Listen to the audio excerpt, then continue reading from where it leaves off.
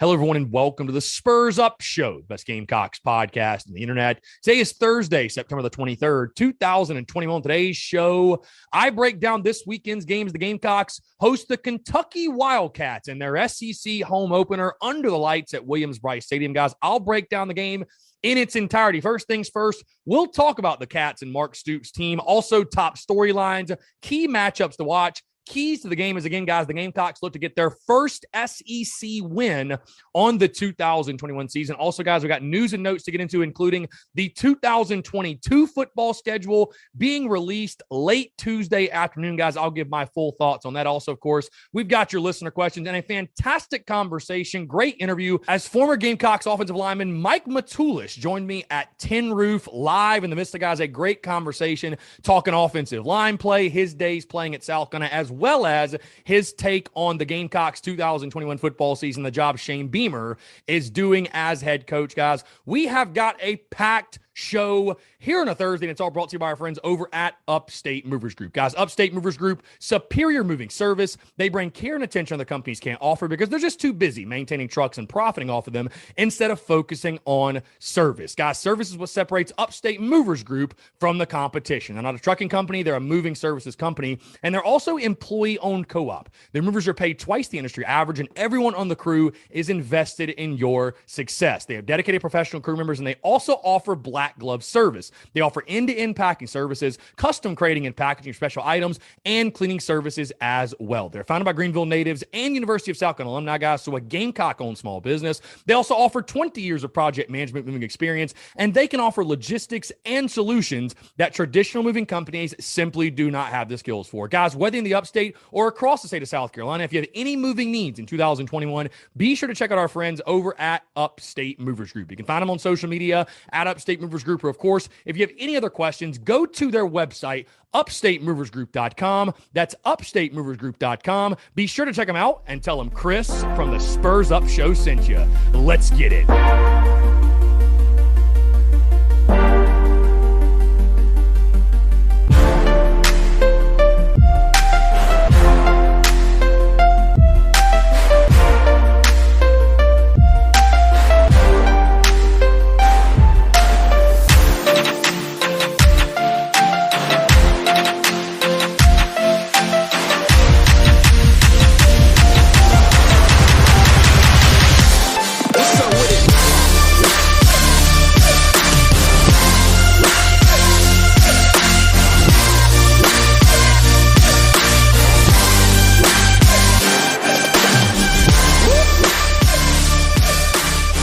You know, guys, each week during a season has its own specific vibe, its own specific feeling, depending on the opponent that you are playing. For example, of course, Clemson week is much different than East Carolina week. Georgia week is much different than Missouri week. And this week, leading into this Saturday's game against the Kentucky Wildcats, has sort of that special feeling to it, if you will.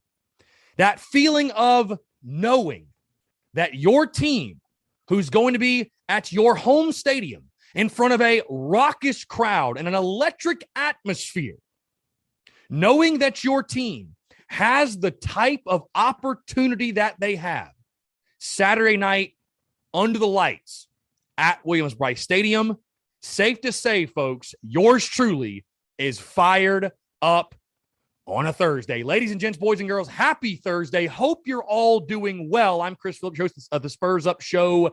As always, guys, appreciate you all tuning in. Thank you all so much for tuning in. I hope this show finds you well, no matter where you are, what you're doing, whether you're on the commute, you're in the office, you're on the job, you've got the day off, maybe you're in class, whatever it might be. Ladies and gents, again, like I said, I'm pumped. I'm excited. Again, this week just feels different. It feels different than any week we've had thus far throughout this 2021 football season. In regards to, South Carolina has played lesser competition. Call it for what it is. They've played lesser competition. The Gamecocks have played an elite contender. Now we get to see South Carolina go up against someone that is sort of on their level in regards to the talent level and how good the football team is. I think we're going to learn a lot about this Gamecocks football team Saturday night at Williams-Brice Stadium. Guys, we're going to get to that. I feel like I'm getting ahead of myself here. I'm so excited on a Thursday, but again, appreciate you all tuning in, guys. Really quick note before we get going, because again, we're breaking down today on today's show. We're breaking down the game against the Kentucky Wildcats on Saturday night, guys. A real quick reminder before we get going. Again, TSUS tailgate Saturday at Seawells down the road from Jay's Corner and across the street from the Rocket in the fairgrounds. You cannot miss it, guys. Seawells will be out there, spots 93 to 96. Yours truly is planning on going to SEC Nation that morning and then walking over straight to the Seawells spot. So again, we will be out there probably around noon, 12:30 at the latest, and we'll be out there all day long, partying, pre-gaming, getting ready for what should be one hell of a night at Williams-Brice Stadium. So again, guys, would love to see you all out there. Like I said, guys, the Spurs Up show and the Big Cock Club flags will be flying at the TSUS tailgate at Seawells. And again, we're going to be there every single home game, the exact same spots. Seawells spots 93 to 96. So again, guys, if you've never been, we get rowdy, we party, we have a good time. A lot of brewskis are deleted, a lot of cold beverages. RIP, bad day to be a cold beverage in Columbia, South Carolina. So again, if you've never been, come on out to the TSUS tailgate. Would love to party with a bunch of rowdy Gamecocks. Again, we count down the seconds until kickoff on Saturday night. On that note, folks, let's talk about it. Gamecocks and Cats, 7 o'clock kick on ESPN2 at Williams-Brice Stadium, guys. Kentucky, of course, as we talked yesterday, a 5-point favorite in this one. The over-under set at 48. That line has not moved really all week, as you guys know. The series history in this one. The Gamecocks lead the series history 18-13-1. But, of course, as we all unfortunately know, Kentucky has won 6 of 7 games in this series. But Salcon, of course, like I said, still with the overall lead at 18-13-1. The last meeting last year, you guys remember the final game, Will Muschamp had been fired. There was a lot of rumors and a lot of smoke that Shane Beamer was going to be your next head football coach. While all that was going on, though, the Gamecocks went to Lexington, Kentucky, and got beat by Kentucky 41-18. If you also remember, by the way, just context on that game, South Carolina traveled, I think, with like 45 players. So not a lot you can really take away from that game. I don't think anything that happened in that game really has any indication or applies at all to what's going to happen on Saturday. But either way, just an interesting side note, Kentucky did win last year 41-18 in Lexington in the final game of the 2020 season. Real quick breakdown of Kentucky, guys. Their head coach, Mark Stoops, in his 9th season. And guys, give Mark Stoops credit. You have to give Mark Stoops credit for what he's built there, turning that Kentucky program around. I mean, they're a program now, guys. They're expecting to win at minimum 6 games, 7 to 8 per season. I mean, he's done an incredible job. You know, Kentucky, and I think they still fight this. Kentucky sort of has that Vandy stigma, if you will. I know, at least I look at it as like, man, we should never lose to Kentucky, man. They're a basketball school, right? They're not good at football, but Stoops has slowly but surely changed the narrative around Kentucky. He's made those fans believe they can be a contender. They can fight in the SEC East, and certainly it's paid off on the field for him. They've started this season 3-0, 1-0 in SEC play. They did beat the Missouri Tigers in week 2 at their place. I believe the final score was 35-28 in a really, really good ball game. I actually watched that one. Kentucky, a good football team, but they're 3-0 overall, 1-0 in conference play, won by 25 points, I believe, in week 1 over La Monroe, and then actually struggled last weekend, as many of you recall, against Chattanooga, a game that it looked like they might lose there for a second, but Kentucky eventually woke up late in that second half and pulled away and got the W. So again, 3-0 overall, 1-0 in SEC play. The Cats are averaging 36 points per game thus far through 3 games and giving up just 20 points per game. So again, Kentucky offensively been very, very successful early on in this 2021 football season. Guys, also a side note, they ranked 6th in the conference in offense. So do with that information what you will. All right, let's talk top storylines, guys. And there are so many storylines around this football game. But the first one I want to just go ahead and jump into this. I want to dive into this is this. And the importance of this game against Kentucky. Just how important is it? And I posed this question on social media yesterday. Is this a must-win game for South Carolina? And I feel almost silly even saying that question out loud, but I really want to just gauge the fan base and see what you guys' thoughts were. And again, you guys have not disappointed. I posted the poll. You know, we're recording this obviously Wednesday afternoon. I posted the poll only an hour ago, and there's already 500 votes. 75% of you have labeled this game as a must-win. Again, there's still 23 hours to go in that poll, but out of 500 votes, 75% say it's a must-win. Guys, to call game 4 of year 1 a must-win game is a little aggressive, in my opinion. Now, before the season, I talked about my most important game of the 2021 football season. I labeled that as the East Carolina game, and I stick by it, by the way. That was the most important game, the most pivotal in regards to the scope of the 2021 season and getting to a bowl game, right? You sit here 2-1 right now instead of 1-2. I think that was a pretty big deal. Now, that is not to say this Kentucky game is not very, very important. And you have a grand opportunity Saturday night at Williams-Brice Stadium if you're Shane Beamer and this Gamecocks football team. Like I said in the early show, you've played lesser competition. You've played one of the elites. Now you get to see how you stack up against a team that I feel like you're on much, much more equal footing than.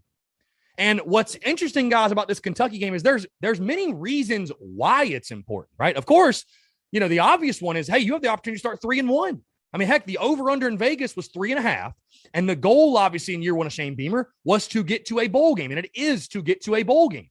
You win this ball game, guys, with Troy to follow, Tennessee, Vanderbilt, all of a sudden, I mean, you might be bowl eligible by the halfway point of the season. That's a very realistic thing. I also think, though, guys, and I'm going to be very brutally honest about this, I think this game is important, and as funny as it might sound, for the sanity of this Gamecocks fan base. For the sanity of this Gamecocks fan base. Because here is what I fear, guys, especially when I look at a poll like that and 75% are calling it a must-win game. Here's what scares me about that and labeling that game in that manner.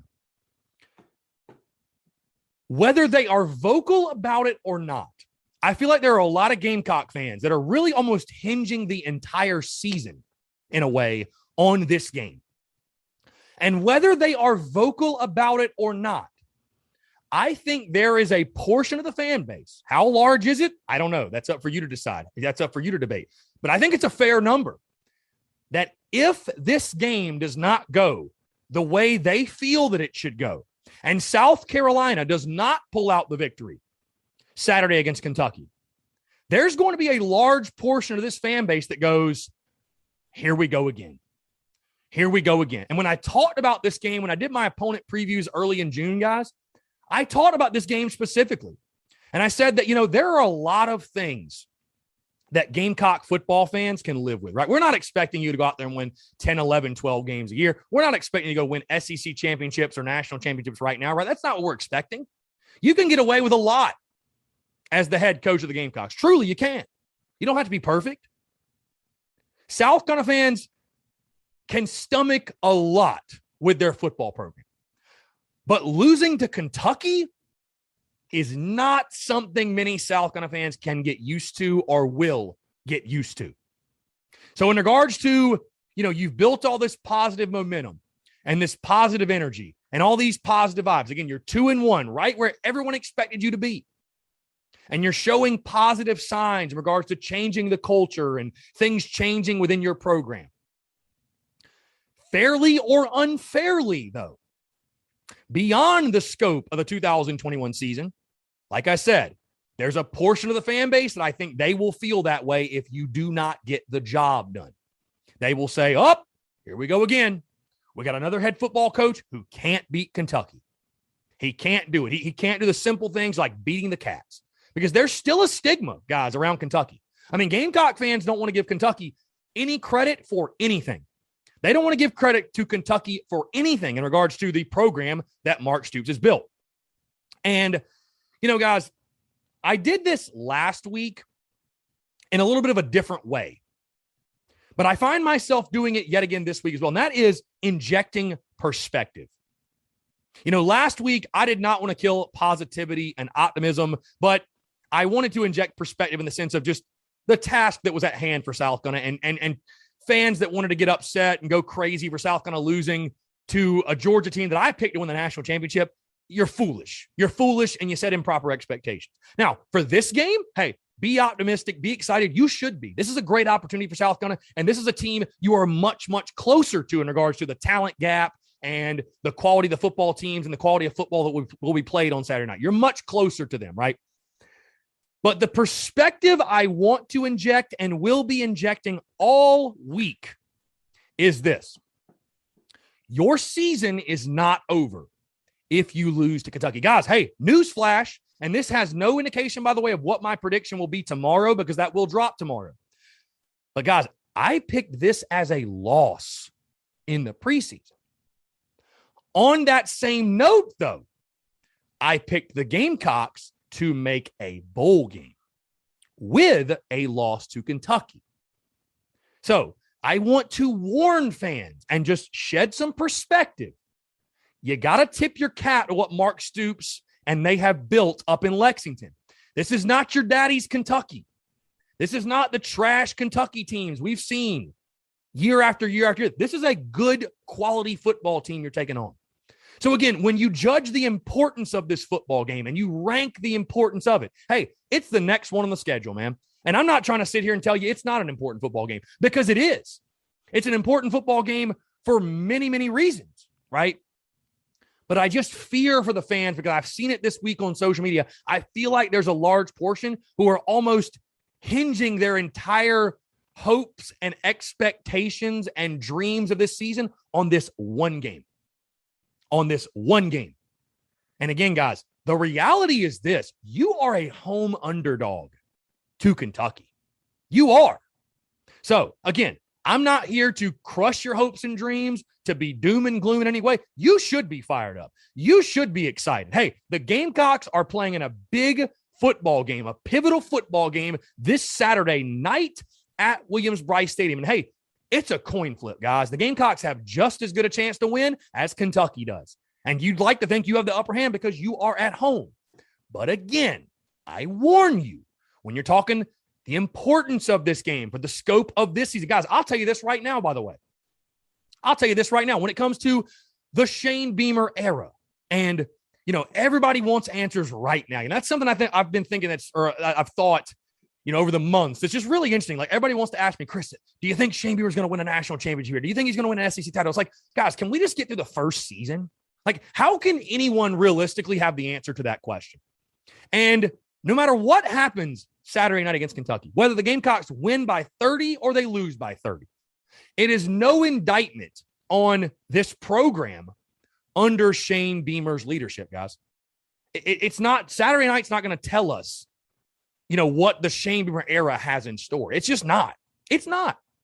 It's a pivotal game for the 2021 season and getting to a bowl game and, maybe hitting 7 wins, overachieving, showing you're ahead of schedule. But again, keep in perspective, Kentucky's got a good football team. And if the game doesn't go your way, and I know what I'm saying is probably going to fall on deaf ears anyways, but I'm going to continue to say it. If the game does not go your way, take a deep breath and understand, okay, it's year 1, game 4, Shane Beamer, this is not his roster. These are not his players. He's doing the absolute best he can to change the culture, lay the foundation, and win football games with a bunch of guys that are not his. And that's no knock on those guys, but just understanding that it's game 4 of year 1 of what Shane Beamer's building in Columbia. So again, very important game. Is it a must-win game? I would not label it as such. East Carolina was a must-win game in regards to getting to a bowl. It's a very important game. It is a measuring stick type of game, which we'll get into more in just a second. It's an important game. I'm not taking anything away from that. It's an important game for many reasons, right? But it's not the most important game of the season. And South Carolina, guys, win or lose, my main point is this. South Carolina, win or lose on Saturday, can achieve all of its goals for the 2021 season. This Gamecocks football team can still make a bowl game. It can still achieve the ultimate goal, which getting to 6-6 or better, that is the ultimate goal for Shane Beamer's first year, bottom line.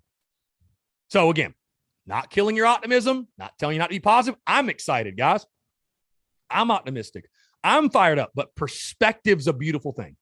Just keep perspective because Again, what I'm saying is going to fall on deaf ears. There's going to be some people that if this thing doesn't go the way they think it should, are going to want to burn it to the ground 4 games in. And that is the wrong reaction. That is the wrong take. And I will call you out accordingly. If you act like a slapdick in the comments, I will do it. I don't want to do it, but I'll do it. Just keep that perspective, though. Very important game. Win or lose, though, got a lot of football to play after this one. A lot of football to play. All right, let's move on to the field, actually, guys. Another big storyline for me, of course, you got to start with the offensive line. And really, not just the line, but the line of scrimmage as a whole. Because Kentucky, guys, here's the facts. They've beat you 6 of the last 7 years. And when you look at what has gone wrong in this terrible streak or what have you, the last 7 matchups, what's gone wrong in the 6 of those 7 you lost, right, against Kentucky? Guys, they have physically whipped you at the line of scrimmage in every single game that you have fallen. The one game, 2019, that you won in the last 7 meetings, you actually imposed your will on them. But every time you lost the Cats, guys, they have physically whipped you at the point of attack. Guys, football can change a lot, right? Offenses change, spread offenses, this, that, whatever, the rules change. But one thing remains constant. If you can whip the man in front of you, we talked about this going into week 1. If you can whip the man in front of you, you can push him around and you can have your way with him, you're most likely going to win. Bottom line. It all comes down to the big uglies. It all comes down to the guys in the trenches. What do you get out of your offensive line this weekend, guys? Because we gave them the benefit of the doubt after week 1, right? Rusty, it's week 1, whatever, you can't tell anything. Then week 2 rolled around and you averaged 2.8 yards per carry against East Carolina. And we said, well, the Gamecocks, we typically play down to our competition and, they were stacking the box, whatever, We gave them the benefit of the doubt again. Then you went to Athens and got whipped. I mean, there's just you got embarrassed on the line. You got embarrassed. Flat out embarrassed. There's no other way to put it. So I think it's safe to say now, the offensive line is a question mark and a major concern coming in this football game. Now, with Luke Doty under center, which again, we're going to touch on more in just a sec, but with Luke Doty under center, does that change anything? Does that help the offensive line in any way? My biggest concern, though, guys, is this. The strength of this football team was supposed to be running the football. And the last 2 weeks in a row, you've averaged 2.8 yards per carry. Give all the credit in the world to the Georgia defense and the hundreds of 5 stars, as Shane said about their defense. But flat out, you have looked like pure dog shit up front. There's just no other way to put it. There's no reason to sugarcoat it, guys. You've looked terrible. You've looked horrendous at the point of attack. Your defensive line on the flip side has done everything they could, but hey, they gave up 5.9 yards per carry last week, guys. And guess what? Kentucky can run the football. They got some great backs themselves, and Chris Rodriguez, Cavassier Smoke. These guys can run the football. We've seen it. Hey, the name Benny Snell still haunts me. We've seen Kentucky push Carolina around and run the football at will. Guys, you will not win this football game if you get pushed around and bullied up front. That might sound obvious to many of you. You're saying, oh, Chris, well, that's a no-brainer. But in this game especially, that just stands out to me as something you have to get fixed. How big of a jump can the O-line make? What will have changed? I mean, guys, what can you change? It's the same guys from last year. I guess that's the one thing that does make you feel optimistic that, hey, it's going to get better because, I mean, it's not like these guys up front have never played good football. They did it all year last year blocking for Kevin Harris. But is it schematics? Is it the system? Is it coaching? I mean, what is going on? Is it the guys took the whole offseason off and, we're eating Twinkies all summer? I mean, what's going on with the offensive line? Inexcusable stuff, guys. I mean, again, we've had John Strickland. We got this great conversation with Mike Matulis. I've talked to offensive linemen, and I'm always very complimentary of them because it's like, hey, people think it's so easy. There are many, many intricacies and things that go into playing offensive line. I get that. I give all the credit in the world. But with that being said, how can you just let a guy who's lined up right across from you, how can you just let him run right past you? How can that happen? Those type of mistakes cannot happen. Hey, if they've got a Jadeveon Clowney, if Josh Pascal, for example, if he gets around you, so be it, man. Tip your cap. He's a great player. If he beats you on that rep, so be it. I can live with that. What I can't live with is the bust we saw last weekend. So has South kind of shored that up in the last week? What does the offensive line give you? Because, guys, like I told you, I don't think the Gamecocks win. I don't think they go bowling if they cannot run the football this year. That's supposed to be the strength of your football team. And South Carolina is not going to get into a scenario and a situation with any team. It don't matter if it's just Georgia. It could be Kentucky, Mizzou, anybody. They're not going to win a football game where they get in a battle of, hey, we're going to have to throw it 30 or 40 times to win. They're just not. You're not built to do that. As we saw against East Carolina, you're not built for third and longs, guys. If you can't run the football in the early downs and you're having to throw every third and 7, 8, 9, 10, it's going to be a long night for you offensively. Hey, you see how that's worked out so far? The Gamecocks are ranked 13th in the SEC in offense. So we know what the D-line has to do. We understand that. That's a week-to-week thing. They got to come out, show out, ball out. We all know and we expect them to do that. Hey, you got to be really, really good against the run and rushing the passer because Kentucky's pretty balanced. They can do both. But, man, that offensive line, you have got to win at the point of attack. You have to. Because if you can't, you ain't going to win this football game. Bottom line. My next top storyline, guys, and I mentioned him just a second ago, but the return of Luke Doty as QB1. How does he change this offense for South Carolina? I think that's certainly for me, guys. That's one of my lead sources of optimism going into this football game this weekend is that you finally have your guy back under center, practicing all week for you with the ones, practicing all week as the starter. And as I've said many, many times, and I will continue to say it, folks, the best version of this offense and the best version of this football team is with number 4 taking the snaps. Again, is Luke Doty a perfect player? By all means, no, he's not. He's got a lot of growing to do, maturing, and hey, he's a true freshman. He should. He's not a perfect player, but anyone who would argue he's not this team's best option should be thrown in the loony bin, folks. I mean, I'm sorry. There's no other way I can say it. I'm really excited to see, again, an offensive line that struggled. How does his athleticism change the game for the Gamecocks offensively? How much different does the play calling look, by the way? Because I don't think you really got to see that last weekend because that Georgia defense, guys, they're so good. They just totally neutralized. They neutralized Luke Doty's speed. They neutralized everything you did offensively. I mean, they're going to do that, guys, to a lot of teams. R.I.P. Vanderbilt, who they play this weekend, by the way.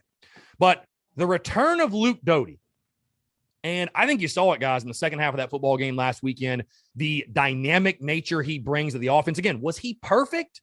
No, but if nothing else, guys, he made that offense exciting to watch. And that's saying a lot more than anybody else on this roster can say.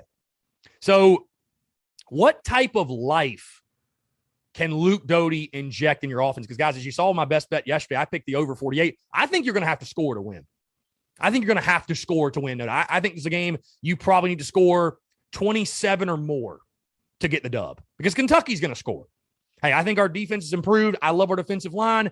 Kentucky's a good football team offensively, guys. They got 2 fantastic running backs. I'm a believer in Will Levis. They got some really good players on the outside. We're going to talk about more in just a sec. But they're balanced offensively. They're going to give us some problems in the passing game, I think, especially. So you're going to have to score and keep up. How much of an impact can Luke Doty make in his first actual start of the 2021 football season? Another top storyline for me, guys, and again, I just mentioned Kentucky and their offense, and I got written down here in my notes, guys, this storyline, the title is this. This is not your daddy's Kentucky team, folks. This Kentucky team, guys, again, before you go into this game this Saturday, go watch some Kentucky tape and try to give credit where credit is due because Kentucky is a good team. They're a good team. They're a very good football team. Tip your cap and give credit where credit's due. Mark Stoops has done an incredible job building this thing up. Now, the biggest knock on Kentucky, even though they were able to beat the Gamecocks 6 out of 7, didn't really matter. The biggest knock on Kentucky was this, is that they did not have a quarterback that was an elite passer or that could really even make the passing game a real threat in their offense. That is not the case anymore, guys. That's not the case anymore. Will Levis, I really believe in. I think he was a Penn State transfer, if I remember correctly. He's a legit baller, man. I watched some of that game against Chattanooga. And again, I know they struggle with Chattanooga, but I honestly put no stock in it. But watching him throw the football, I mean, it's effortless. Truly a pure passer. they have that part of their game now. Kentucky is very balanced offensively. They've got some really, really good guys on the outside. Of course, I mentioned those running backs. They've got a great tight end as well. So again, guys, this is not your daddy's Kentucky team. This is not the Kentucky teams that we've seen that South Carolina has beat up on and had their way with. This is a tough football team. This is a good football team. So with that being said, it goes back to keeping perspective and just understanding that there is a task at hand. I'm not telling you Kentucky's some world beater. They're not. They're not Georgia. They're not Florida. They're not on that level. But especially offensively, how does the South Carolina defense respond to a well-balanced Kentucky attack? Because, again, they're going to do both. They're going to run the football with those great backs they have, and they're going to hit you in the passing game, especially when the secondary guys, again, are you as bad defensively as you saw last weekend against Georgia? No, I don't think so. But are you as good as you saw in the first 2 weeks of the season? I don't think so either. I think you're somewhere in the middle. How does that defense, how does the back half of your defense hold up against a dangerous Kentucky offense? We'll see. Last top storyline, guys, then we'll get into our key matchups. Again, I mentioned it earlier, though. The one of the most exciting things is this, guys, and why this week has that sort of vibe around it. And one of the things I'm most excited about is, we talk about learning about our football team. We said you couldn't learn a ton in the EIU game. You learned a little bit in ECU, and still a lesser opponent. You couldn't learn a ton against Georgia because they're just so far ahead of you. This game, folks, this game, we are truly going to learn what type of football team South Carolina is. This is a true measuring stick kind of game for the Gamecocks. How close or far away are you from being in the top third of the SEC East, or the top fourth, if you will, however you want to label it? How close or far away are you from being a legitimate, quote unquote, contender, if you will? Hey, are you ahead of schedule maybe, right? Or does Kentucky send you tumbling back down to reality of this is year one for Shane Beamer? I'm excited, man, to learn about this football team. Is the offensive line problem here to stay? Is Luke Doty going to be the true game changer offensively? Can Josh Vann continue to be wide receiver one? Does anybody else ready to step up next to him in that second and third spot? Do your running backs emerge and make a difference this weekend? Hey, just how improved is your defense? Just how good is your defensive line? Just how improved is your secondary? We're going to learn a lot of things, guys, about this Gamecocks football team. And again, I hate to put it all on one game, but this is as even a matchup as we've had thus far this season. Again, you're somewhere in the middle of, you lost to Georgia by 27 and you beat East Carolina on a last-second field goal. I think you're somewhere in the middle of those two results in regards to what type of football team you have this year. And on Saturday, we're going to find out which one you're closer to. We're going to find out which result you are closer to, right? So again, great opportunity for Shane Beamer, great opportunity for this football team. And I truly view this game on Saturday night as a measuring stick type of game for the Gamecocks in this 2021 football season. All right, guys, let's move into key matchups to watch. And there are some great matchups in this game, guys. I've been talking a lot about that secondary and how this is not your daddy's Kentucky team. They're not just going to run it 70 times. They can actually throw the football. So my first key matchup, defensive back Cam Smith against the Kentucky wide receiver, Wandale Robinson. And Robinson, the Nebraska transfer, has been a big-time playmaker for Mark Stoops and Will Levis. So far in the season, 18 catches, 337 yards, 2 touchdowns. And guys, get this, he's averaging 18.72 yards per carry. Guys, I thought the Gamecocks got a big boost earlier this week when Shane Beamer confirmed that Cam Smith had been practicing. He's 110%. He's going to be ready to go. This is a huge matchup, though, guys, because Wandale Robinson has shown, and I've been able to watch some of their film, watch some of their games. This is a big-time playmaker. I mean, this dude can make you pay deep. And again, we saw it against Georgia. We saw some of the busts and the coverage busts and guys getting behind our safeties and our DBs. That cannot happen in this football game. That absolutely cannot happen. I know the secondary is not a strength by any means, but you cannot have those coverage busts and expect to win the football game. Now, I know a lot of fans complained after the Georgia game, why are we playing 10 yards of the ball? Why are we playing so far? And I know it's frustrating to watch, guys. I know it's frustrating. But do you know why coaches do that? Because they don't believe they've got the guys to play man. They don't have they don't have those guys. And so you're trying to avoid getting beat over the top and giving up these huge plays, because those are the momentum shifters. Those are the backbreakers when they're throwing 40 and 50-yard touchdowns. But again, a great matchup. Cam Smith, obviously, your top defensive back. Hopefully he can keep his composure this weekend, but certainly I think your best defensive back. And then Wan'Dale Robinson, I would say, probably the number one playmaking threat on this Kentucky offense. You're going to have to account for him all night long. So again, guys, Cam Smith against Wan'Dale Robinson, going to be a very, very fun one to watch. Guys, my second key matchup, and you move to the line of scrimmage, because, guys, again, if South Carolina cannot win, I could have just put the Gamecocks offensive line against Kentucky's defensive line. I mean, really, truly. Decided to break it down to an individual player, though, guys, and it's one of the better pass rushers in the SEC. But the Gamecocks offensive lineman, Justin Turnentine, against defensive lineman number 4, Josh Pascal. Pascal, a very, very good player, guys. 12 tackles, 4 tackles for loss, and 1.5 sacks on the season thus far. And, hey, you can list Turnentine, you can list Eric Douglas, you can list Jovan Gwynn, you can list Dylan Wanham, anybody, whoever's lined up against him. And like I said, you can list the Gamecocks O-line as a whole against the Kentucky defensive front, because you're going to have to hold your own and win the line of scrimmage to have a chance to win this football game. That is stating the obvious, I feel like, going in this game. Pascal, a really, really good player, got fantastic ball skills. He's going to be an NFL guy. Can you contain him? What type of push can South Carolina's offensive line get for their running backs? Because I tell you what, you get to halftime again and you have 8 yards rushing, negative yards rushing, 10 yards rushing. You ain't winning the football game, guys. You cheated death against ECU the way you ran the ball and still won. That will not happen again. South Carolina will not win a football game, guys. I would say if you rush for less than 100 yards, you don't win this football game. You don't have a chance. Also protecting Luke Doty. Hey, I know he's fleet of foot. I know he's mobile, but God, he damn near got killed last week.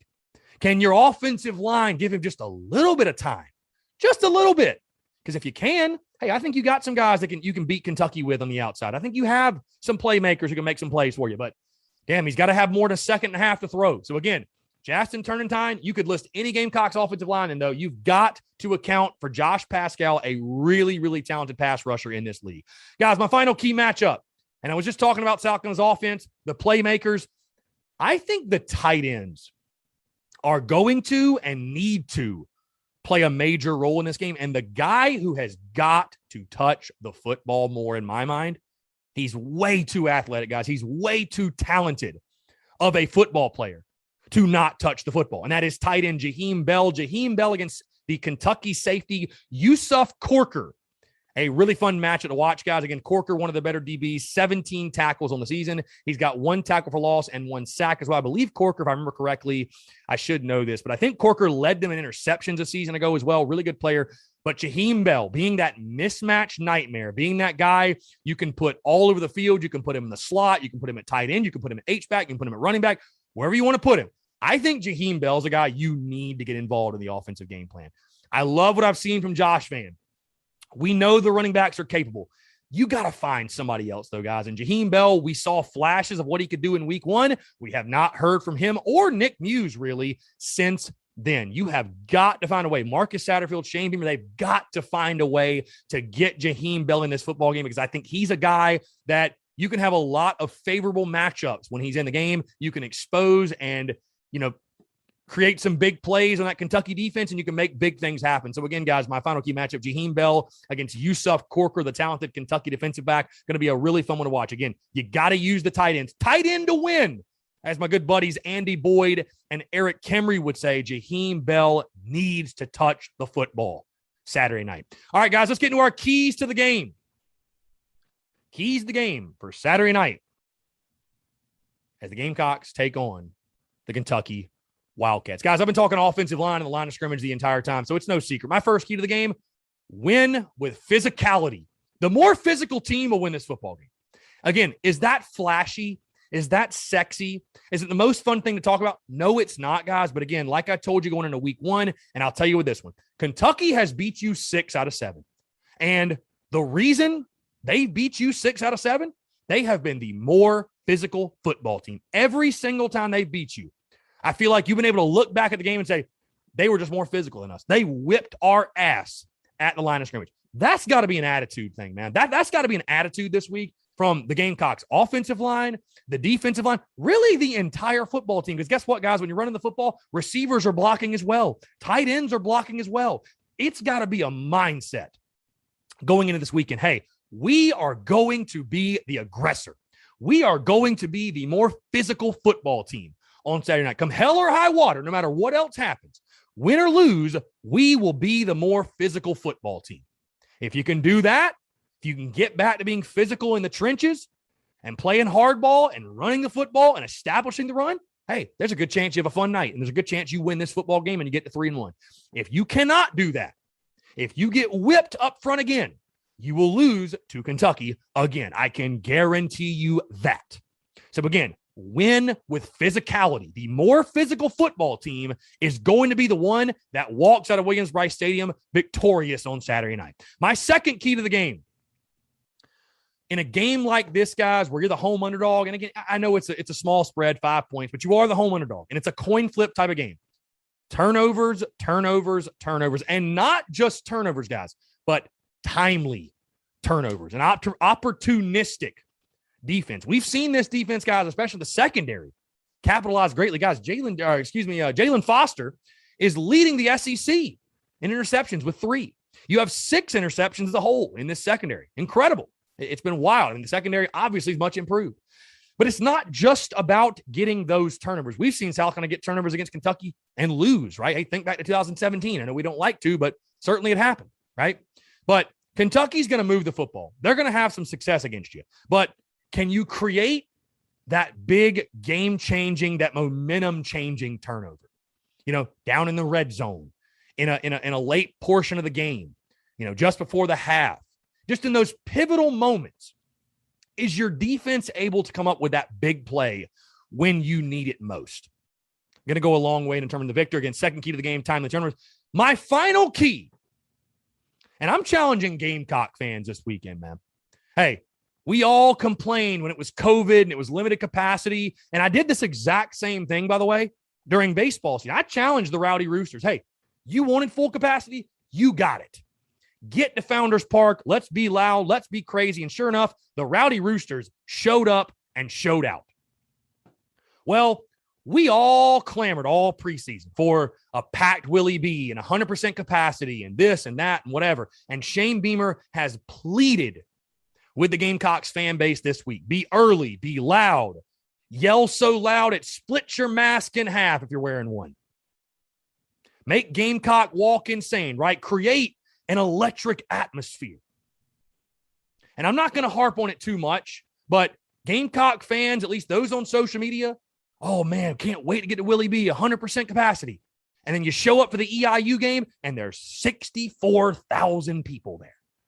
Okay? So I'm challenging the Gamecocks fan base. Don't talk about it, be about it. And it's certainly sounding like this will be a sellout, which is fantastic news. That's exactly what we all want to hear. That's great.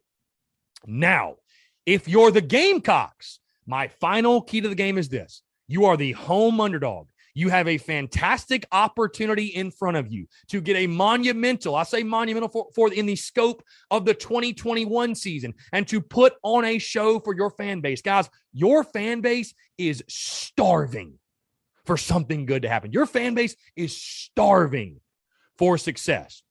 And if you're the Gamecocks, my final key to the game is this. They're starving. Feed the crowd. Feed them.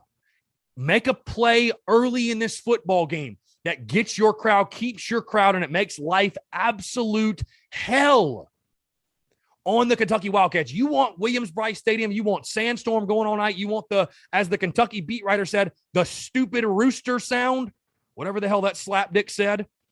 You want that playing all night. You want Kentucky to look around and say, what freaking madhouse did we walk into? Feed the crowd. Make plays early in the game. Get off to a fast start, whether it be defensively, offensively, special teams, whatever. Momentum is a fickle mistress. And in a game like this, when you're the home underdog and you're technically trying to, quote unquote, pull the upset, you want momentum on your side. So again, guys, my 3 keys to the game: win with physicality, timely turnovers, and feed the crowd. You do those three things, I think your chances of winning the football game and getting to 3-1 are very, very, very good. So again, guys, that's my breakdown of the Gamecocks game against Kentucky on Saturday. Tomorrow's show, I will have my official prediction. I'll lock it in. How do I think South Carolina is going to fare against the Kentucky Wildcats? You guys will know on tomorrow's show.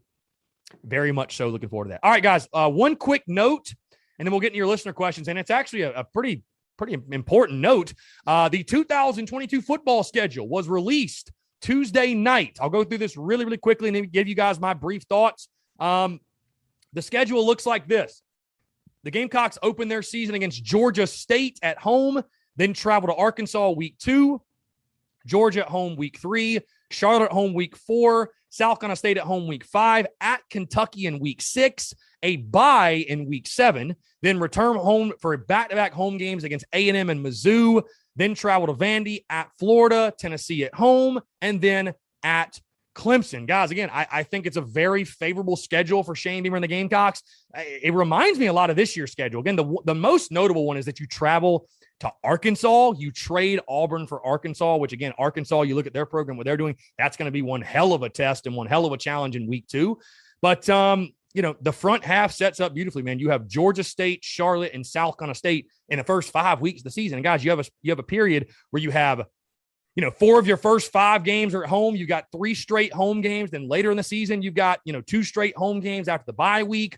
I think the schedule sets up very well, guys. I think it actually sets up very, very well for the Gamecocks to get to, 7, maybe 8 wins, maybe 9 in Shane Beamer's second year. Again, it's way too early, obviously, to make projections for that season. But I say the schedule, especially in the front half, man, it gives you the opportunity yet again, just like this year, to build early positive momentum in your season. Gives you a great opportunity to build that early positive momentum. So again, going to be really interesting in 2022. But right now, of course, we are focused on this 2021 season. On that note, guys, let's get into your listener questions. Your listener questions for this Saturday's game against the Kentucky Wildcats. Here we go. We'll start with Brendan Smith 47. He says, chances that Kevin Harris and Marshawn Lloyd both find the end zone on Saturday. Man, I'd just love to see one of them find it. Both chances they both find, I'll say 20%.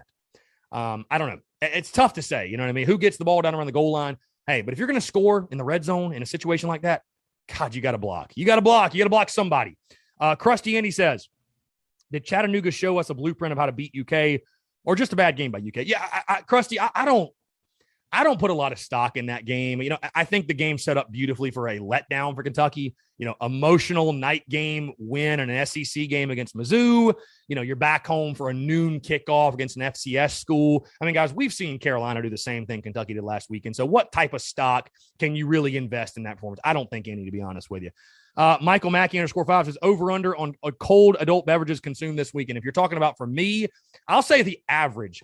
Over-under's 10.5. There's going to be a lot of – well, actually, we'll go 13.5, I think, is the over-under. 13.5. I think that's a pretty fair number to be at. Dude, you're talking about people are going to be getting out there at noon or 1 o'clock? Shit. Gamecock fans can put down some beer now for show, including yours truly. Cream Della Carter says the D-line is underperforming. I wouldn't agree with that. I mean, listen, you went up against a really talented Georgia offensive line. And guys, I'll be honest, I love this D-line. I think they're great. I didn't list this D-line as one of the, top 2 or 3 in the SEC. I think your D-line at this point has been pretty much on par with what I hoped for and expected. Great challenge this weekend, though. Tyler 8985 says, how do you feel about the defense's chances to contain UK's running back quarterback? I mean, solid. I do think Kentucky's going to move the football, though. I think they're a pretty good football team. I think they're balanced. They've got great backs. They got playmakers on the outside. I'm a believer in Will Levis. But again, a great opportunity for your defense just to show how improved they are from a season ago. Josh.Wren says, what needs to take place in order for South Carolina's O-line to take that much needed step forward? Josh, if I had the answer to that question, I'd call Shane Beamer up right now and tell him. I mean, for lack of a better way of putting it, guys, we just got to get our heads out of our you-know-wheres and just go play football. I mean, that's it. That's it. We got the talent. Obviously, we have the talent. Just go play. Be the more physical bunch. Take pride in it. Go do it, man. C.Armstrong.2 says, do you know why E.J. Jenkins isn't getting much playing time? Guys, I just think it's honestly he's adjusting to the SEC level. And, I know fans hyped up E.J. Jenkins, and this is no disrespect to him, but guys, he went to an FCS school for a reason. Just because you're 6'7" doesn't mean you're a good SEC wide receiver. So is he going to play this year? I think yes. Is he going to make some plays for us? I think yes. But guys, I think he's just buried on the depth chart right now. That's why you're not seeing him out there. We have better options than E.J. Jenkins at the current moment. So that is what it is, man. Last question. Colin M. Floyd says, Kevin Harris was the leading rusher. Why hasn't the coaching staff tried to get him more involved? Well, I think Colin, coming off of the injury, they've kind of tried to ease him into things. But, I mean, he had 16 carries last week, man. But when you can't block any better than what we're blocking, I will tell you this, though. I don't know if you guys remember what Kevin Harris did at Kentucky last year. I would not be shocked at all if Kevin Harris has a big game for South Carolina. I would not be shocked. If there's anything for this offensive line that you can hang your hat on from the game last year, is that you ran it all over Kentucky. So that bodes, you would like to think at least that bodes pretty well for the game on Saturday. So again, guys, that's going to do it. Appreciate the listener questions, guys. Appreciate you all tuning in, guys. Thank you all so much. Now, don't go anywhere. We got a great conversation. Former Gamecocks offensive lineman Mike Matulis. And Mike, again, had him on the show almost a year to the date. Mike, a really, really cool dude. Played during the best years of South Carolina football, obviously. And again, getting his perspective, talking offensive line, talking Shane Beamer, everything going on with the 2021 football season. Really, really, really great stuff. And again, appreciate Mike taking the time to chat. Again, guys, appreciate you all tuning in. Thank you all so much. Have a great rest of your Thursday. Now enjoy this conversation with former Gamecocks offensive lineman Mike Matulis.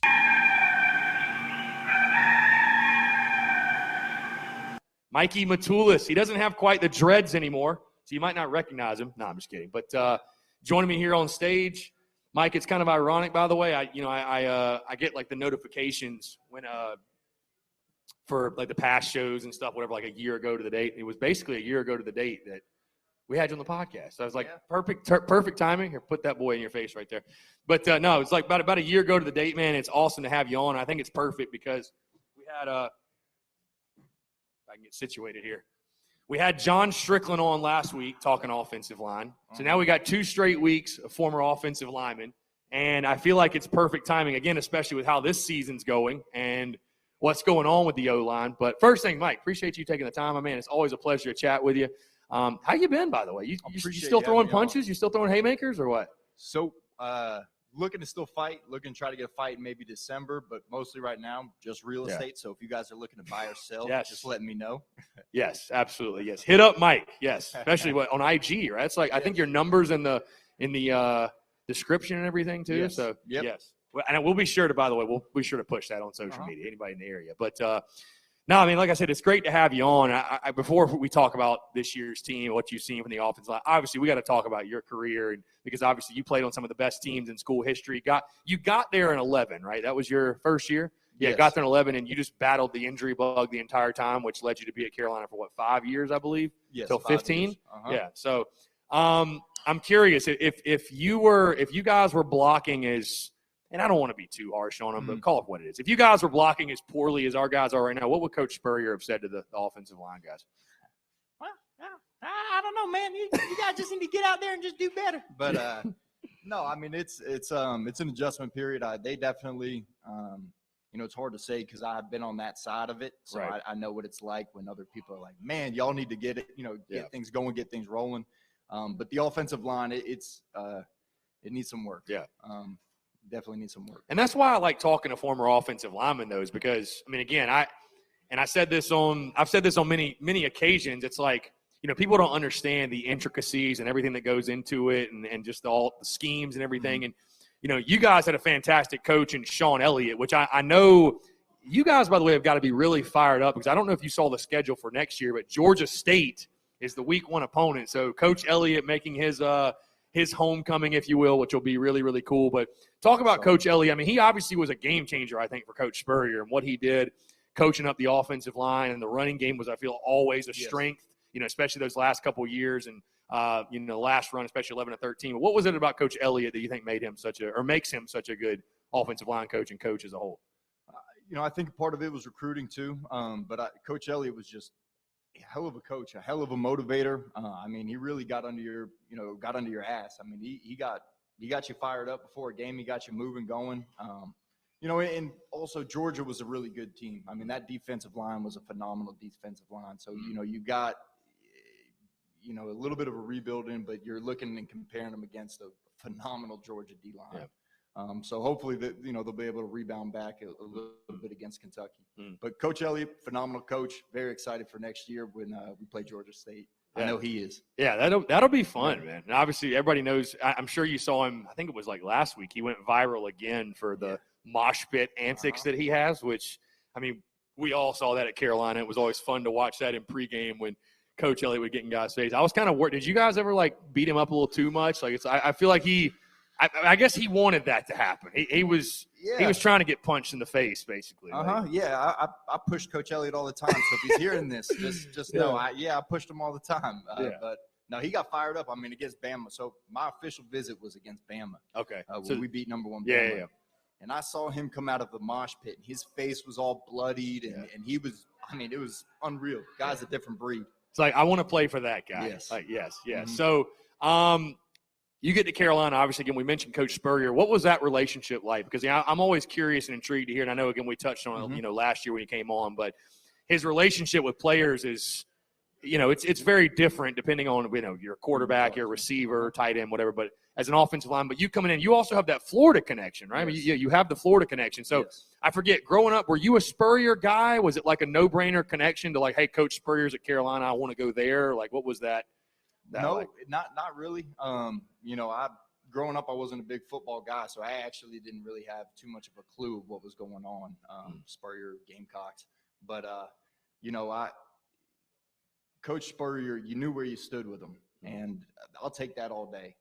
You know, if he likes you, you know. If he doesn't like you, you're gonna know. But I'll take that all day. Yeah, for sure. No, Coach Spurrier, legend, obviously, what he did on the field at Carolina, and that 11 season, I'll say 11-13, man. How crazy was that? Just going, I mean, again, 3 straight 11. You came to Carolina. You had some good timing. That was not a bad time to be a Gamecocks football player at all. Some pretty big wins during that run. No, it was good football. I mean, we had a lot of great players. DJ Swearinger at the time when I came in, Alshon Jeffrey, Connor Shaw, absolute winner of a quarterback. I mean, you know, we had great players, great coaches. It was just a great recipe for winning. And I think Carolina's on its way. Yeah, for sure. I'm going to coach you. There you go. We're going to coach Mike through this, I promise. He's coachable. He's coachable. No, so, I mean, again, we talk 11, 12, 13. Most memorable game from those? Most memorable game from that 3-year stretch? Well, I mean, there's a lot, obviously. I mean, 12, Georgia at home, 13, Clemson at home. What's the one – or was there like a welcome to the SEC moment for you where it's like it clicked, like, hey, this is big time, big boy football, as Shane Beamer's been calling it? So when we played Auburn, my true freshman year, we played Auburn. I had no idea, thinking I was going to start. And last minute, coach comes up to me. He's like, hey, you're playing. And it was an awakening moment. I mean, going up again, I'm 18 years old, 260 pounds, fresh out of high school, going against grown-ass men. And that was a real awakening moment. But my favorite game, one of the most memorable games, was against Florida my freshman year, where they came into Williams-Brice and we upset them. And Coach Spurrier came up to me at the end of the game, shook my hand. He said, Mike, what a phenomenal game. Great job. Very proud. Looking forward to the future pretty much. Yeah. So, you know, with you, obviously I remember that game vividly. I was there. That was Connor Shaw. And, you know, he took over in that 11 season. And, you know, people have compared current quarterback Luke Doty to Connor Shaw and the skill sets and just, you know, being a mobile quarterback and what he can do with his legs. And a lot of fans have brought this up this week in regards to, because Zeb Nolan, obviously the first couple of games starting for the Gamecocks, and then Luke Doty's going to take over. Does it change the way an offensive line operates a lot when you have two different style of quarterbacks and one guy who's a pocket passer versus one guy who can evade the pass rush the way a guy like Connor could or Luke Doty can? I mean, does it really change anything for you guys a whole lot, or is it just as simple as just go do your job? Do your job. Yeah. Do your job. Yeah.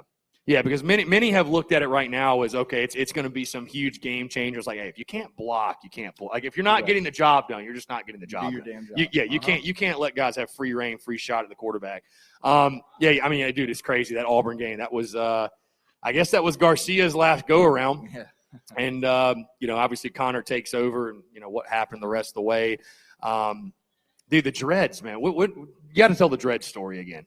The story again. I remember. I think I told you this last time. I remember seeing you like out and about in Columbia. I think 2014, and you were rocking the dreads. But where did that start? Where did that come? You see how I got like the mullet thing going now. But I like it, man. yeah, I might have to go into some dreads. I think I might have to get some dreads, bro. We go win an SEC. I got it. Got you. No 50-cent wings today, by the way, guys. Just throw that out there. No 50-cent wings today. Wing shortage in Columbia. Blame Will Muschamp. Yeah. Blame Will Muschamp. No, I'm kidding. But dude, I might have to get the dreads. Where did the idea, the inspiration for the dreads come from? So you spoke on it a little bit earlier. I had a lot of injuries. The dreads came as a thing for me to keep going with football. I had a point in time where I almost quit. Yeah. It was hard for me to gain weight. Lost a lot of weight after a couple surgeries. And one of the things was this was my locks, my promise to keep playing football. The day that I was done, I cut them. So the day that I said, hey, I'm done playing football, I shaved them off. But I miss them, and I want to get them back. And so if you get some dreads, I'll grow them back, and I'll. I'm about to say, being a real estate agent with dreads, that would, yeah, why not? I love it. Hey, that's called personal branding, separating yourself from the pack for sure. Dude, it's just thinking back in those years you played, 12, 13. I mean, it's crazy you guys didn't get an SEC championship. It really is. It really is. And that 10 team obviously set the standard with winning the SEC East. And 11, 12, and 13, which one do you think was the best team out of those three? You had to pick one. 11. 11? Really? Yeah, we had some absolute rock stars on the team. Yeah. DJ Swearinger, Connor Shaw, my favorite players to watch play football. Yeah. Seriously, as a player, I mean, watching them, I was like, man, these guys play hard football, hard-nosed football. I was going to say, what do you think made Connor so good? Because he wasn't like a crazy, highly recruited player, but just like you said, he's just a winner. Like one word to describe him, he's a winner. Yeah. He's a hard-nosed football player. I mean, he played through injury. He got it done. A lot of times you see people, and not naming any, buddy specifically, but you see people get hurt and, they're out or they baby stuff or whatever. But Connor, if he could play, he was playing. Right. And he would find a way to get it done. But one word, winner. Yeah. Some guys play football for the Instagram pictures. Some play for just the jersey. Mm-hmm. Some guys play because they love the game. That was Connor Shaw, just pure love of the game. And DJ Swearinger as well. DJ, an absolute freak, obviously.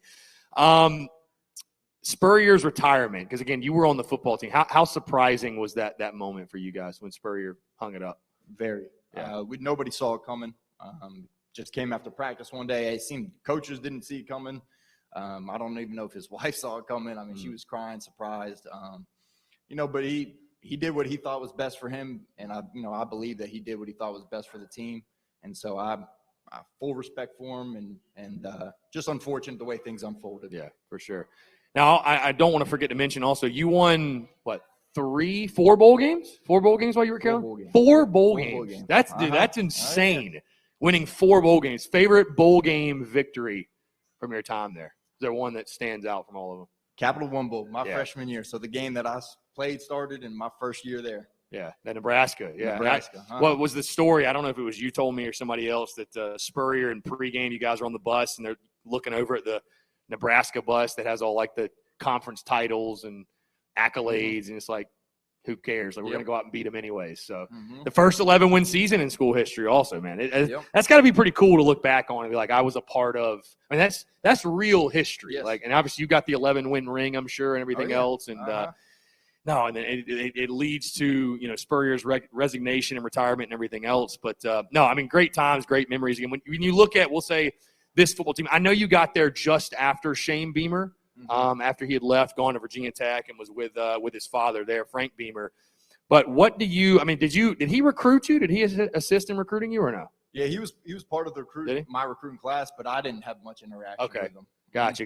Well, I mean, obviously I know that you're obviously very involved. I think you were there the day that he was at the indoor and met up with a bunch of the Letterman and alumni. How excited were you to see him get the job? I know you guys had a ton of input, and there was a huge Zoom meeting with all the former players and getting input on who should get the job, this, that. We heard about culture, who's going to be the guy that brings that back. And I think it became very obvious very quickly that it was a no-brainer that the guy who had seen the best version of South Carolina football and helped build it was the right option, the guy who understood what being a Gamecock meant. And how happy were you, I guess, when Beamer got the job? Very. I mean, when you watch the games right now, you can just see it. He's happy to be here. He loves South Carolina football. He loves the players, and he's absolutely happy to be here. And that's half the battle. I mean, you need somebody that wants to be here, wants the program to get better. And I have full faith in Beamer that he's going to do it. Yeah, for sure. And I think we're all really excited for Beamer ball taking over in Columbia. Again, I always give credit where credit's due. And, again, I think to offensive linemen you have to because, like I said, there's a lot of intricacies to it, and it's not as simple as just line up, block the guy in front of you. There's a lot of schematics and everything else. But, coming off a season like last year, Mike, where you paved the way for Kevin Harris, you and I talked in just before the season started last year. But the offensive line, when you paved the way for a 1,000-yard rusher, you had a pretty good year, you feel like, blocking up front. I mean, you don't get to 1,000 if you're not a very good line. So that's exactly what your offensive line did, and we felt like coming into this season it was going to be a strength for South Carolina football and something they were going to be able to lean on. Shane, we were talking about in the preseason, both lines of scrimmage being a strength. And early this season, it hasn't quite clicked. And, again, you got to give credit a lot of, speaking on last week, a lot of credit to Georgia. I mean, that line's just incredible. And you heard Shane Beamer, what he had to say, the 105 stars. But it's a little concerning for fans when guys are running free. They're just being untouched. They're completely being unaccounted for. What have you seen through 3 weeks on the offensive line? I don't know how much you've gotten to watch, but, there's been some bright spots, but I feel like it's the blunders or the mistakes have been so glaringly painful to watch. Yeah, I mean, I think you just hit the nail on the head. I mean, the first couple of games, they look good. I mean, but, that last game really showed a lot of mistakes, a lot of missed assignments. So just a lot of mistakes that need to be corrected. I think a lot of things could have been prevented just by doing your job, right? Doing what you're supposed to do. But I think it'll click. It has to. Yeah. Yeah, I mean, it's, a lot of missed assignments. Yeah. How tough is it for an offensive line to learn a new scheme and system? I forget if was Elliott's first year wasn't 11, right? He got there before that. Yeah, he was the year before. Okay. So I was going to say, did you ever have to learn a new?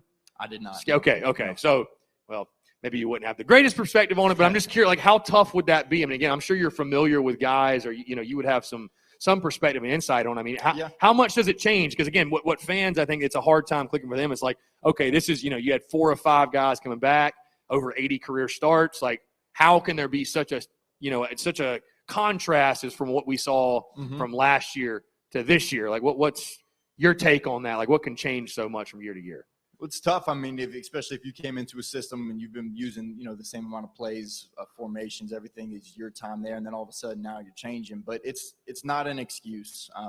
You do your job. I mean, we keep saying the same thing, but it boils down to just that. Do your job. I mean, schemes change all the time, plays change all the time, so you got to be able to pick up on that and adjust and adapt. Yeah. We got a question. I want to read this one off from Travis. It's a great question. It says, with Mike being on the O-line in the past, what types of adjustments do we need to make? You kind of just touched on that, but give us an in-depth take on what needs to happen so we can get the running game going. What's the most important thing in run block? Because, again, it's a different type of scheme. It's also a different mentality, blocking for the run versus blocking for the pass.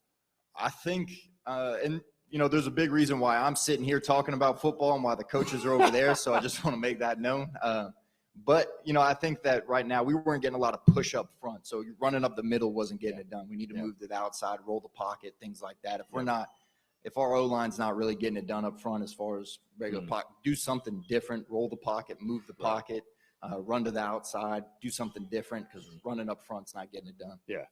Because I look right now, I feel like it's got to be more mental mistakes than physical mistakes. Because, again, I mean, it's, and that's the thing, I guess, that gives me positivity and optimism with the line that they'll get it figured out. It's like they've done it. Like these guys have played good football. It's not like you're asking guys to do something they're not capable of doing. I mean, it's obviously from last year. So, it's got to click this week. It's got to click. It's got to click. Yeah, I say a lot, man. I'm like, if you don't have a quarterback, you don't have a chance. And in today's football, you got to have the guy under center to realistically compete. But if you don't have an offensive line, you don't have a chance. I mean, you really don't. I mean, again, I think back to when you played in those lines, you guys were really, really good up front. I mean, that's why there's, guys that played in the league or still playing in the league, on those fronts. I mean, you got to have those big uglies. And you look at teams like Alabama, Georgia, the elites, they have big-time offensive linemen for sure. James Kendall commented, by the way, Coach Elliott, when he came out of the locker room after the rain delay against Georgia, which obviously you're speaking on the 2014 game, which was legendary because I was there. Came out of the locker room after the rain delay, ran around the field to amp up the crowd. That sounds like a Shawn Elliott moment for sure. Electric. For sure. Electric. Yeah. Now, going to or looking at the Kentucky game, I mean, obviously South Carolina playing Kentucky this Saturday night, 7 o'clock. Memorable matchups with the Kentucky Wildcats. I know your first year in 11, you guys just pummeled them. That was Connor's first game. I think the final score was like 54-3, just a domination. 2012, I remember being a little bit tougher game in Lexington, which for whatever reason, those were always tough. 13, I think you guys jumped out big lead and held on, won the game by like 10 or 14 or something. And then, of course, 14 is when things started to just hit the fan for whatever reason. But memories from playing the Kentucky Wildcats. Again, I'm just sitting up here as a fan, a guy with a podcast, talking about physicality, and that's sort of the identity of Kentucky football. But would you agree, disagree, have a different opinion? Like, what do you remember most from taking on Kentucky? It's SEC football. Right. I mean, they got big dudes up front, big fast guys up front, so it's SEC football. But that's it. I mean, they play hard football. I mean, no matter what. I mean, that, as far as memorable, like against Florida or against, say, Auburn, not as memorable, but they play hard football. Yeah. I mean, it's one of those things where, again, I feel like the Kentucky you guys played in like 11 and 12 it's not the same Kentucky now. Like again, you got to tip your cap. Mark Stoops, and they've done a hell of a job in regards to building that program up and recruiting guys. And like I said, recruiting guys I think believe in kind of what Coach Beamer is trying to do, getting guys that believe in the culture and the system and everything else. Overall, your takeaways from Coach Beamer, what he's done over his first preseason and now, I mean, overall, it's just seeing the culture change. Do you feel like there's been a real shift in regards to the trajectory of Carolina football? Yes, I do. Yeah. I mean, just even what he's done so far with recruiting. I mean, when he just came in, what he took over and what he did with recruiting, he did a really good job. And, and even then, like, even though Gamecock, like the last game wasn't very good, there's a lot of light at the end of the tunnel. I mean, when you watch them, they made a lot of good plays. They made a lot of, they made a lot of improvements. From week 1 to week 2 to week 3, they're making improvements, and you just hope that, week 4 they made enough improvements to get it done. Yeah, for sure. Mike, it's been a pleasure, man. I'm going to get you out here. But last thing, what's more exhilarating for you? Selling a house, knocking somebody out, or a pancake block? Like you just like pummel the dude, just drive him in the ground. Like which of those moments is your favorite? That's tough. So I think the best moment for me is maybe when I run, I make a huge block, I knock him out at the same time, and then after that, I go and sell a house. That would probably be the best. The trifecta. What's your most memorable like pancake block from Carolina? Is there one that Clemson stands out? My freshman year again, I pulled. It was a counter. I absolutely drove him into the dirt, and that was probably still sticks with me today. Those are the ones that are fun to watch in film study. And that was honestly my first thought watching Georgia. Some of those I was like, God, I mean, that's they say the eye in the sky don't lie, and nope. Yikes! That's not gonna be fun to go back and watch on Sunday. That's for sure. No. You feel about what would Coach Spurrier say when you just whiffed on a block? Is he just? He just made you feel that small. Yeah. I mean, you didn't feel like doing anything. You just didn't want to do it. That's my fault. I shouldn't have done that. And you're like, man. I'm the one that recruited you. Yeah, I'm the one that recruited you. It's my fault. That's my bad. I'm the one that recruited you. I'm the one that put you out there. So, Mike, always a pleasure, my man. Thank you so much. Thank you. Again, Mike Matulis, 2011-15 Gamecocks legend. Give it up for Mikey Matulis. Thank you. Appreciate you, Mike. Go Cox. Pleasure. Go Cox. Yes, sir.